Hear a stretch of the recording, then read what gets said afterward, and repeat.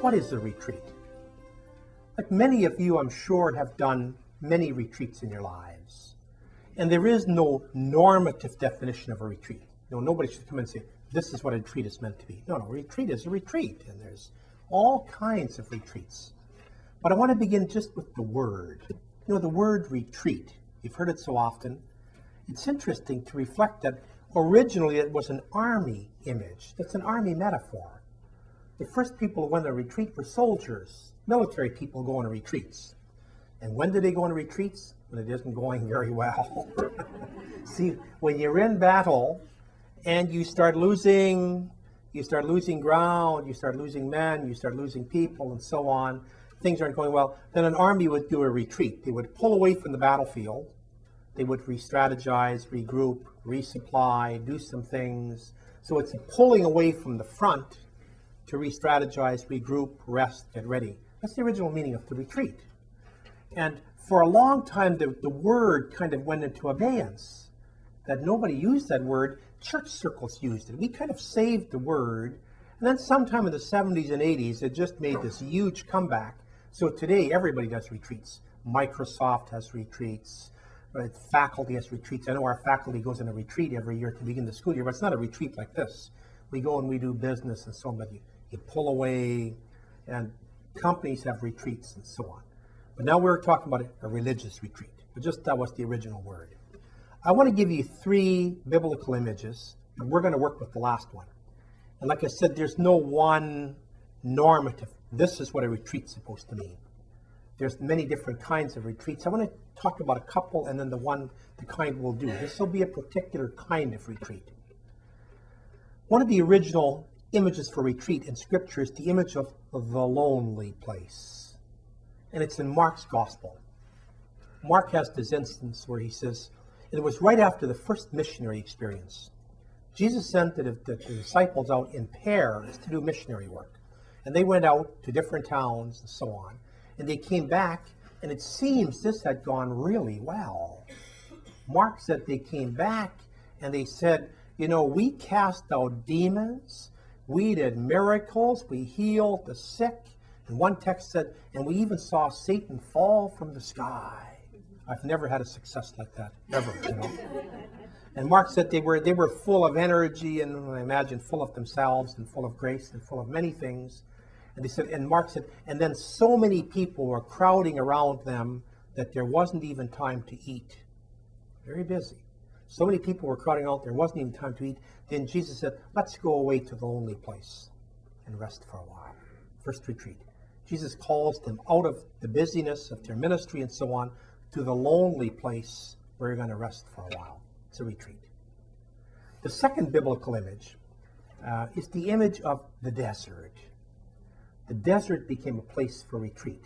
So Jesus, right after his baptism, before he entered his ministry, he went into the desert for 40 days and 40 nights, and he fasted and he prayed.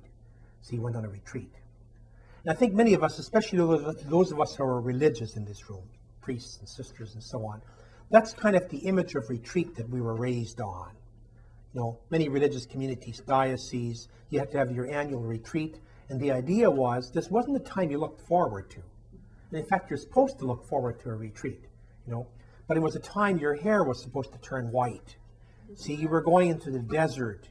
Jesus went in the desert, and there you do battle with Satan.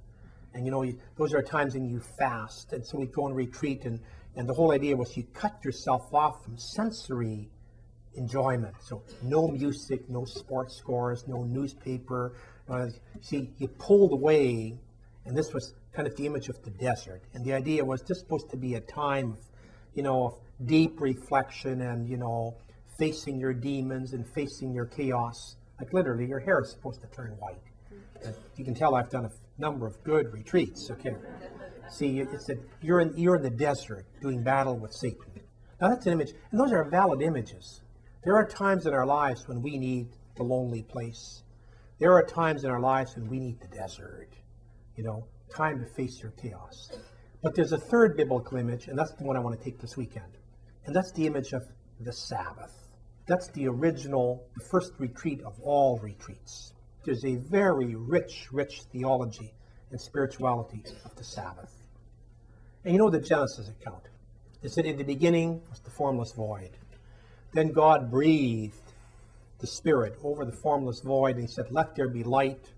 And light separated from darkness. And there was morning and evening the first day. And then God said, let the land separate from the water. And there was morning and evening the second day, and so on. Some cynic once said, if you read the Genesis account, God did what he did, and then he called it a day. Okay. And he called it a day. But anyway, then we get to the sixth day, where God made the man and woman. That was done specially, in God's image and likeness.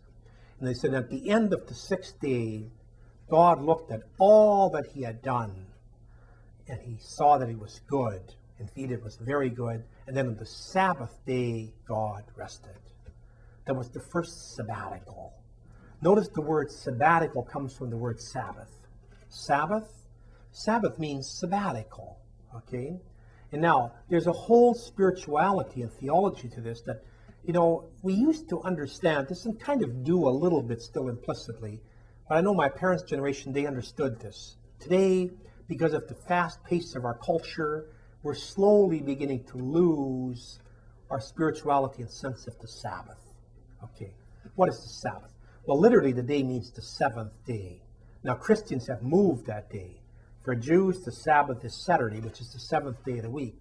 We've moved it to the first day of the week, which is Sunday, because we've moved the Sabbath to Christ's resurrection, to celebrate the resurrection. But what is the Sabbath?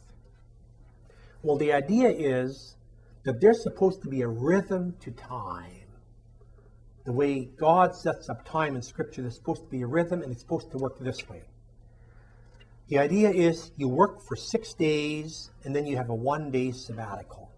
See, we work for 6 days, and on Sundays, you're supposed to go on a 1-day sabbatical. Then you're supposed to work for 6 years, and then you're supposed to go on a 1-year sabbatical. But only academics are very lucky enough to ever get that, See, so you work for 6 days, 1-day sabbatical. You work for 6 years, you have a 1-year sabbatical. Then you work for 7 times 7 years. It's 49 years. Then there's supposed to be a Jubilee year. And a Jubilee year is supposed to be a Sabbath for the whole earth. John Paul called one of those in the year 2000, to celebrate the year 2000, a Jubilee year. That's supposed to be a mega Sabbath for the planet. The whole planet's supposed to be on Sabbath. And then the idea is you work for a lifetime and you go on an eternity of sabbatical. Heaven's going to be a sabbatical, See, you rest in God. So that's the rhythm. 6 days work, 1 day sabbatical. 6 years work, 1 year sabbatical. 7 times 7 years, a mega sabbatical for the planet, a lifetime of work, and an eternity of sabbatical. See, but what is this famous sabbatical? See, there's supposed to be this rhythm. That's supposed to make put the rhythm to your life. There's a rhythm to time. But what is a Sabbath? Okay, what is Sabbath time?